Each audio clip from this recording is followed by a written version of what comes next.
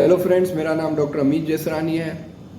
दोस्तों, क्या आप जानते हैं कि before invention of this modern stethoscope किस तरह फिजिशियन या डॉक्टर्स जो थे वो पेशेंट्स के हार्ट साउंड सुनते थे या लंग्स के जो है साउंड सुनते थे और डायग्नोस करते थे डिफरेंट डिजीज़ को।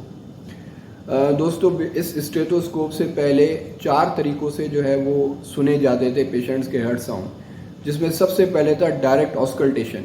इसमें फिजिशियन या डॉक्टर जो हैं वो डायरेक्ट अपना हेड रखते थे पेशेंट्स के चेस्ट पे और हार्ट्स या लंग्स के साउंड सुनते थे और डिजीज़ को डायग्नोज करते थे, या बैक ऑफ चेस्ट पे भी रखते थे और डायग्नोज करते थे डिफरेंट लंग डिजीज़ को। और जाहिर सी बात है, ये पेशेंट्स के लिए काफ़ी अनकम्फर्टेबल या डिस्कम्फर्ट मेथड था, ख़ास तौर पे वुमेन के लिए। इसके अलावा जो है वो एक मेथड था परकशन। पेशेंट्स के चेस्ट पे जो है वो हैंड रख के और डायरेक्ट टैपिंग करते थे टू सी कि उस ऑर्गन में जो है एयर है या फ्लूइड है या कोई और जो है वो डिफरेंट पैथोलॉजीज हैं या एबनॉर्मलिटीज़ हैं, and they used to diagnose the disease. इसके अलावा जो एक कोन शेप डिवाइस आता था जो कि पेशेंट के चेस्ट पे रखते थे और हार्ट साउंड सुनते थे।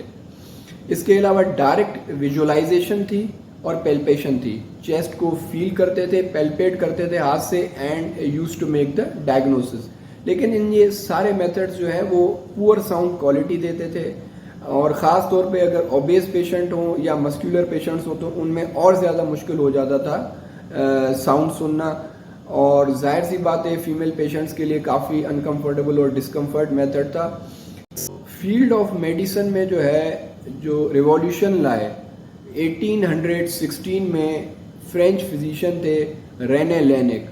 उन्होंने जो है रेने ने जो है वो पहला स्टेथोस्कोप 1816 में डिस्कवर किया। उन्होंने जो ये इनोवेशन लाए फील्ड ऑफ मेडिसिन में, वो इंस्पायर हुए थे। उन्होंने बच्चों को देखा था गेम खेलते हुए कि बच्चे जो है एक छोटे वुडन ट्यूब को लेकर जो है वो साउंड सुन रहे थे एक दूसरे के जो है वो। तो उन्होंने ऑब्जर्व किया कि जो है why not we can use this method. और उन्होंने ये भी नोट किया कि सॉलिड थिंग के जो सॉलिड थिंग्स हैं उनमें साउंड जो है वो फास्टर ट्रेवल करता है as compare to the air. तो उन्होंने एक पीस ऑफ पेपर लिया, उसको रोल किया और एक एंड जो है उसका पेशेंट के चेस्ट पे रखा और दूसरा एंड अपने कान पे रखा, और उन्होंने हार्ट साउंड सुने तो उनको क्वालिटी बेहतर लगी। इसके बाद उन्होंने जो है वो एक वुडन ट्यूब बनाया, होलो वुडन ट्यूब, और उसको जो है एक एंड पेशेंट के चेस्ट पे रखा और दूसरा अपने ईयर पे, तो उनको क्वालिटी ऑफ साउंड में और इम्प्रूवमेंट लगी। दोस्तों, इस तरह उन्होंने जो है वो एक रिवॉल्यूशन लाया in the field of medicine. उसके बाद 1851 में जो है आयरिश फिजिशियन थे आर्थर लेयर्ड। उन्होंने इसको और थोड़ा सा फैसिनेट किया और एक जो है वो चेस्ट पीस बनाया, जिसमें ये आप देख सकते हैं अपनी स्क्रीन पे, ये डायाफ्राम कहते हैं हम इसको, ठीक है, स्टेथोस्कोप के। उन्होंने जो है इसको डिस्कवर किया और ये आप देख सकते हैं कि 2 ईयर पीसेस हैं जो कि हम यूजुअली ये कानों में फिट करते हैं to listen the heart sounds. उन्होंने ये ईयर पीसेस और ये डायाफ्राम जो कि डायरेक्ट कनेक्टेड थे इस डायाफ्राम के साथ, वो डिस्कवर किए। फिर 1852 में जो है अमेरिकन फिजिशियन थे जॉर्ज फिलिप, उन्होंने लेयर्ड के इस डिज़ाइन को और बेहतर बनाया और फर्स्ट कमर्शियली अवेलेबल जो है वो स्टेथोस्कोप मार्केट में उन्होंने डिस्कवर किया। उसके बाद 1890 में जो है एक ट्यूबिंग सिस्टम इंट्रोड्यूस किया गया। ये आप देख सकते हैं, ये चेस्ट पीस है क्योंकि हम इसको चेस्ट पे रखते हैं to listen the heart sounds.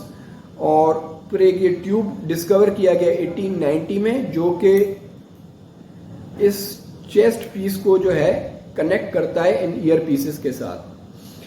1890 के बाद 1940 में जो है और रिवॉल्यूशन लाया गया, और ये आप देख सकते हैं कि ये जो चेस्ट पीस है इसमें एक डायफ्राम हेड कहलाता है और ये कहलाता है बेल। ये ड्यूअल हेड जो है वो सिस्टम डिस्कवर किया गया स्टेथोस्कोप में। इसकी सिग्निफिकेंस मैं आपको बाद में अभी बताऊंगा वीडियो के एंड में।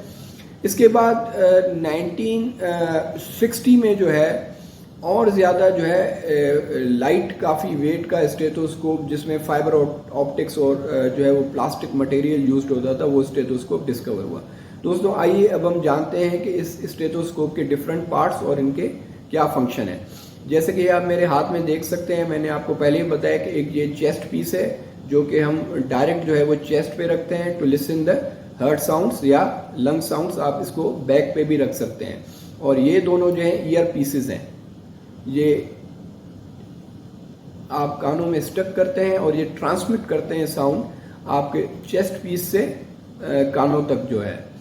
अच्छा, इसमें जो है जो डायफ्राम जो है वो हाई फ्रीक्वेंसी साउंड्स को एम्पलीफाई करता है, जैसे हार्ट बीट्स हैं। और ये जो पीछे होलो विस्कस आप देख रहे हैं, इसको हम बेल कहते हैं। ये लो फ्रीक्वेंसी साउंड्स के लिए होता है, जैसे मरमर्स हैं या गैलप्स हैं।